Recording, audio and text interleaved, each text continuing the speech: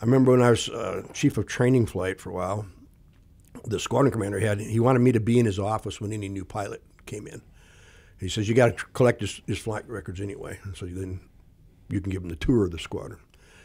So I got this guy in, I can't remember exactly where he came from anymore. But in the interview with the squadron commander, he mentions that he's bought a house in Memphis, which was a little over an hour away from where we were.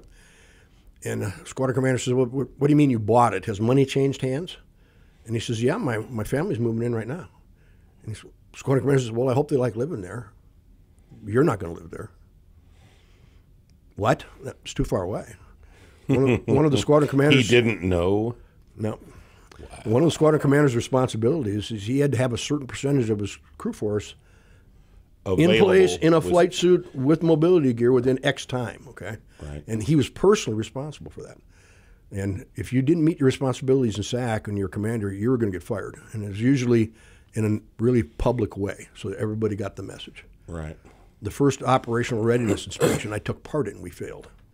And on the stage at the base theater, they fired the wing commander, the vice commander, and the operations group commander is what we call them now. And the three ranking colonels were all fired in front of us, and the new ones were appointed. And those guys right then, at that moment, and those colonels, their families were out of their houses by the end of the week. It was brutal. And I remember sitting there as a first lieutenant going, I get it. This is not okay. Nobody says thanks for trying. Here's a participation trophy. Right.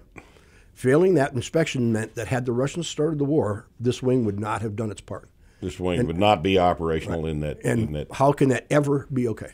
Right. No, that's a pretty demanding place. One of my favorite stories is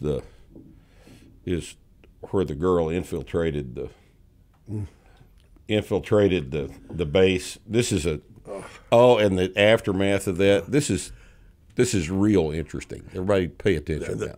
The bravest people in the Cold War worked for what SAC called the Wing Security Evaluation, WSE. These guys, their job was to go unannounced to SAC bases. Nobody at the base was told that this is a test or anything. And they would try to get into the command post, the weapons storage area, the alert facility. They'd see if they could get in past the security. In other words, SAC is testing itself constantly. And you got to understand the guards guarding these places have a round in the chamber. And I've been told they'll never get out of prison again if something bad happens on their shift. So the people trying to break in under these circumstances are the bravest people I've ever. Because they could easily have been shot. Absolutely, easily have been. Well, the way the story I got, of course, I wasn't there firsthand, but they showed up at Grand Forks. Like I say, always unannounced. The wing commander wasn't told, anything like that. And they sat in the parking lot of the weapons storage area, and that's the place where they stored and maintained the nukes. And they waited during shift change, and they read some airman's name tag off his fatigues. And after the shift change was done, one of the team members was an attractive young lady, and she bounced up to the entry point with a lunchbox and said, my husband is Airman Schmuck, and he forgot his lunch. Can you get this to him? And the guard evidently said, sure, whatever you want. And they sent the lunch back in there.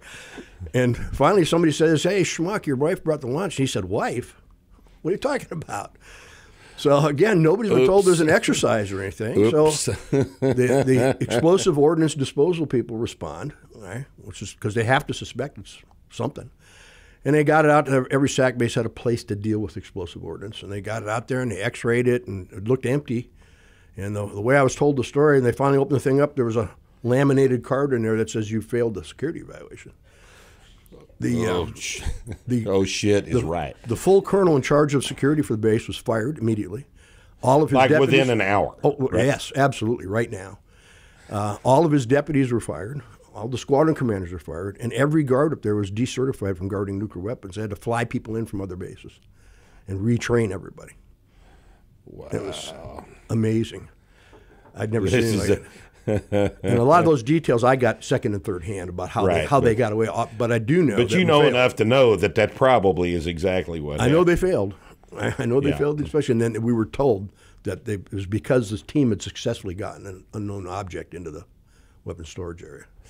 Oh, God. So, yeah, that was ugly. They're always evaluating us, you know. They're always trying to see if they can get you to say something, do something. And they would tolerate no deviation from from protocol. No, not when it deals with nukes and classified. There was no margin for error. No thanks for trying. Right.